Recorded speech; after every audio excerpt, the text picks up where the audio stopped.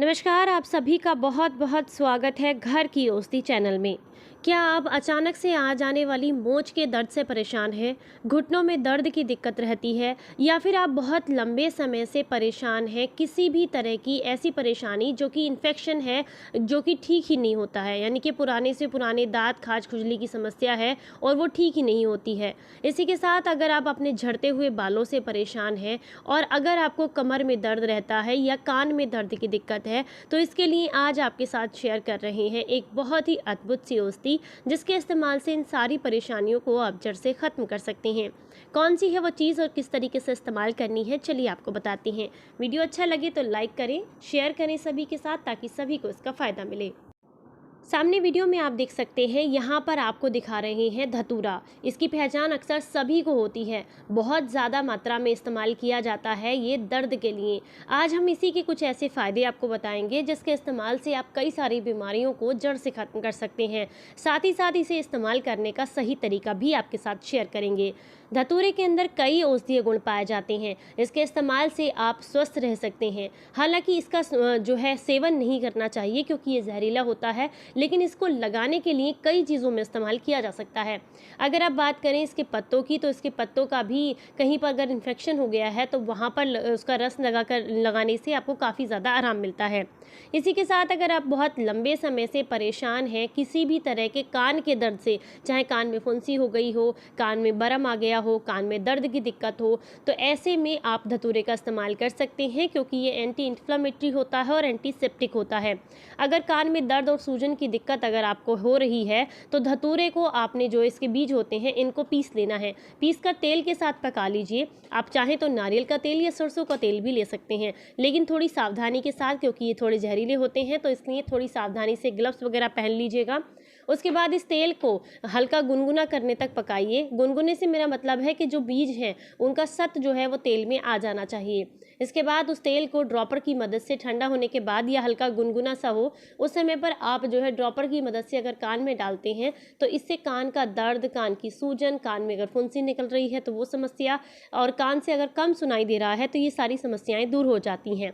इसी के साथ अगर आप गंजेपन से परेशान हैं तो ऐसे में भी आप इसका इस्तेमाल कर सकते हैं। इसके बीजों को कूट छेद करके आप जो है तेल के साथ पका लीजिए, और तेल नारियल का ही इस्तेमाल कीजिएगा। जब नारियल के तेल के साथ आप इसे पकाएंगे, या फिर आप चाहें तो तिल के तेल या जैतून के तेल के साथ भी पका सकते हैं। वैसे जैतून का तेल और नारियल का तेल ही सबसे ज़्यादा अच्छा रहता है। तो आप अच्छे से पका लीजिए। पकाने के बाद आपने उसी बर्तन में इसे रात भर के लिए छोड़ देना है। अगले दिन आपने जो है अच्छे से इसको छान लेना है, कपड़छन कर लीजिए या किसी छलनी की मदद से छान लीजिए। अब इस तेल को बड़ी सावधानी के साथ आपने उस जगह पर लगाना है जहाँ से आपके बाल झड़ रहे हैं, या अगर बाल सफ़ेद हो रहे हैं तो बालों की जड़ों में भी आप इसको लगा सकते हैं। बस ध्यान रखना है थोड़ी सावधानी के साथ, क्योंकि इसके बीज जो होते हैं वो थोड़े जहरीले होते हैं। तो अगर आप लगा रहे हैं बालों में तो आप इस बात का ध्यान रखें कि आपने ग्लव्स वगैरह पहने हुए हों, क्योंकि ये जिह्वा के संपर्क में नहीं आना चाहिए, ये नहीं तो फिर आपको नुकसान करता है। हड्डियों के जोड़ में अगर बहुत ज़्यादा दर्द रहता है, घुटनों से कट कट की आवाज़ आती है, या घुटनों में आपके सूजन की दिक्कत है, तो ऐसे में भी ये आपको बहुत फ़ायदा करते हैं। धतूरे में भरपूर मात्रा में कैल्शियम पाया जाता है, जो हड्डियों के जोड़ पर अगर मालिश इसकी की जाए तो ये स्किन पोर्स को सोख लेते हैं। इसके जो हमारी त्वचा के पोर्स होते हैं वो इसको सोख लेते हैं, जिससे आपको दर्द में आराम मिलता है। तो अगर आपको घुटनों में दर्द की दिक्कत हो रही है, कमर में दर्द है, या अचानक से कहीं मोच आ जाए और मोच आने के बाद आपको वहाँ पर सूजन है और दर्द की दिक्कत है, तो ऐसे में आप 2 धतूरे लीजिए, इसके बीज को निकाल लीजिए। बीज को तेल के साथ अच्छे से पकाइए। यहाँ पर आप तेल इस्तेमाल करेंगे आप तिल का। तिल के तेल को अच्छे से पकाइए इसके साथ, और इसको जो है लगभग 6 घंटे के लिए छोड़ दीजिए। इसके बाद आपने इस तेल को छान लेना है। छानने के बाद आप क्या कीजिए, इसको हल्का गुनगुना कीजिए, जब भी यूज़ करना है उसी समय पर। और घुटनों पर अगर दर्द है तो घुटनों पर लगाइए, पैरों में दर्द है तो पैरों पर लगाइए, कमर में दर्द है तो कमर में इसकी मालिश कीजिए। मात्र 2 दिन के अंदर या 3 दिन के अंदर आपको जो है दर्द से छुटकारा मिल जाएगा, सूजन भी कम हो जाएगी, आपको बहुत आराम मिलेगा। अगर आप बहुत लंबे समय से साइटिका के पेन से परेशान हैं तो भी ये आपको बहुत ज़्यादा फ़ायदा करता है। अगर कमर पर आप इसका गुनगुना गुनगुना सा तेल लगाते हैं, इसकी मालिश करते हैं, तो साइटिका के पेन में भी आपको काफ़ी ज़्यादा आराम मिलता है। साथ में स्लिप डिस्क के परेशान है तो स्लिप डिस्क में भी आपको काफ़ी ज़्यादा आराम मिलता है, सूजन को कम करता है।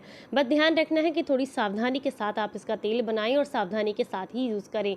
इसके अलावा अगर आप बहुत लंबे समय से ऐसी किसी परेशानी से परेशान हैं, जैसे कि मान लीजिए अगर आपको कोई ऐसा दाँत खाज खुजली की समस्या हो गई है जो कि ठीक ही नहीं होती है, तो आप उस पर भी इसका इस्तेमाल कर सकते हैं। बस ध्यान रखना है जिस भी दाँत खाज खुजली पर आप इसको लगाएंगे वो घाव खुला हुआ ना हो, इस बात का ध्यान रखना है। अगर खुला हुआ घाव है तो उस पर आप इसको नहीं लगाएंगे। हाँ, अगर दाने बने हुए हैं या फंगल इन्फेक्शन है तो वहाँ पर आप इसका लगाइए। इसके जो ऊपर की जो छाल होती है इसको कूट छेद करके लगाते हैं इसका रस, तो इससे आपका इन्फेक्शन मात्र 2 दिन के अंदर ठीक हो जाता है। ये बहुत आसानी से धतूरा आपको कहीं भी सड़क के किनारे खड़ा हुआ मिल जाता है। इसके इन फलों को तोड़ लीजिए, आप चाहें तो इन्हें धूप में सुखा भी सकते हैं, सुखाकर बीज निकाल लीजिए और बीजों का इस्तेमाल कीजिए, आपको बहुत फ़ायदा मिलेगा।